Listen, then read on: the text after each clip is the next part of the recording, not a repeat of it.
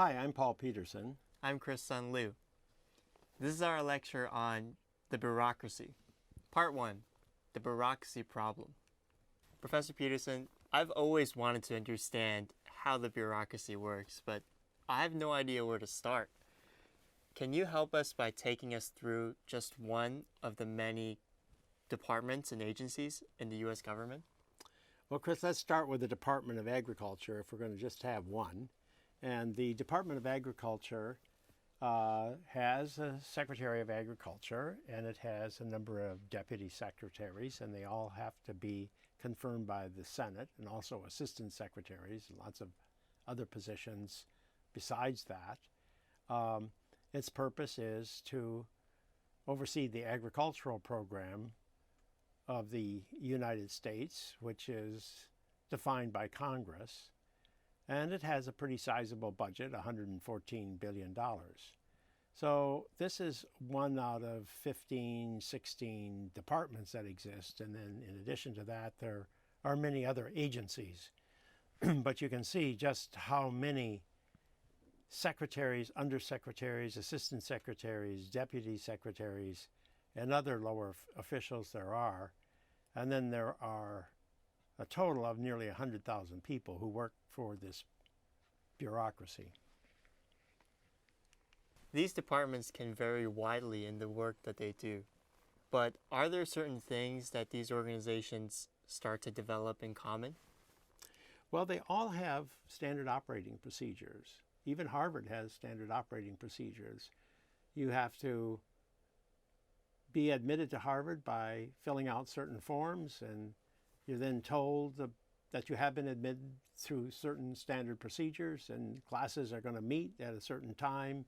All these standard operating procedures are part of what every organization needs in order to function. And all organizations develop a certain set of values and cultures, something that's particular to them because of the people who get recruited to work in their organizations. And all organizations tend to seek autonomy. They want prestige, they want more resources. So they have a set of interests that they want to defend. So those are key elements to all bureaucratic organizations. And how do these key characteristics start to cause some problems in bureaucracies? Well, Chris, I think the key thing is that they tend to resist change. It's very difficult to get organizations to change. Change threatens interests. Change often threatens the culture of the organization, and no one likes their standard operating procedures changed. So that's a big one. But also, all organizations tend to become isolated into their own culture. They tend to hire people that they are comfortable with. So they tend to become more and more remote from other parts of society, which can create serious problems for the organization and for others. And because we have so many bureaucracies in our government, there is a problem of coordinating these different bureaucracies. They have to work together, but all of them have their own standard operating procedures. The fragmentation among organizations is still another part of the bureaucracy problem. What is a good example of this bureaucracy problem causing trouble in practice? Well, one example comes out of the terrorist attack on 9/11. And afterwards, people realized that the terrorists who made that attack could have been identified beforehand had there been adequate coordination between the CIA and the FBI. So when a commission was appointed to look into what went wrong, they reported back that part of the problem was the FBI because it had very much focused on its criminal justice mission over its national security mission. It was focused on catching criminals, not on protecting the United States from terrorists, even though watching for terrorists within the United States was in fact part of their responsibility. Now, the FBI also had developed a culture, a style that was really part of the interests of the FBI to get publicity. The FBI has always been a publicity-oriented organization. And they had discovered that they got a lot of publicity by going after politicians, especially after Watergate.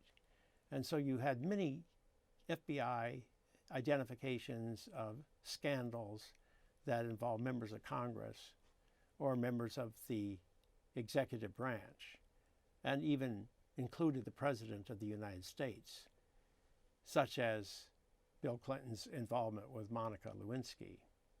And so the FBI said, we should not tell the politicians what we're doing because we're actually spying on them, watching them, making sure they conform to the law.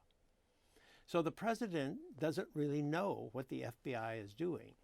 Meanwhile, the FBI is not communicating with the CIA about its domestic surveillance activities of terrorists because they are responsible for the domestic side. The CIA is responsible for terrorism abroad, but nobody had really set up the channels. Nobody had set up the standard operating procedures to make sure they communicated. So the FBI showed resistance to change, and they wanted more autonomy.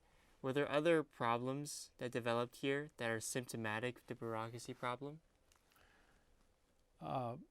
Well, I think the worst of it all was the relationship between the FBI director and the President of the United States. It was practically non-existent, according to the 9/11 Commission report. It was thought that that might undermine the independence and autonomy of the FBI. And as a result, the FBI shared very little information with the National Security Council, the agency that is supposed to coordinate all of the foreign policy of the United States. So as a consequence, one of the critical working relationships in the counterterrorism effort had completely fallen apart. And it wasn't really the responsibility of the president to fix this. The president really couldn't fix this because of the post-Watergate traditions that had been built up within the FBI. And then there is the question of fragmentation. There are so many different agencies responsible for intelligence.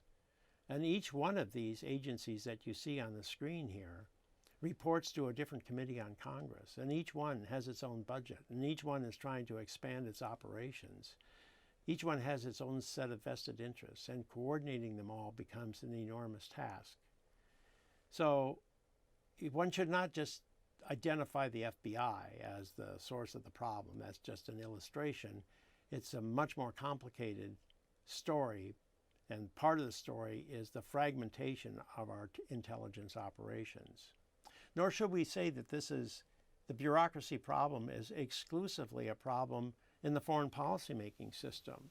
If you take the healthcare policy system, the difficulties that the administration had in putting together the Affordable Care Act, the major problem of implementing the Affordable Care Act was getting all the bureaucracies to work together. Is the bureaucracy problem a bigger issue in the United States than in other countries? It's possible. I mean, we have a unique bureaucratic system in the United States due to our particular historical experience. So let's talk about that next time.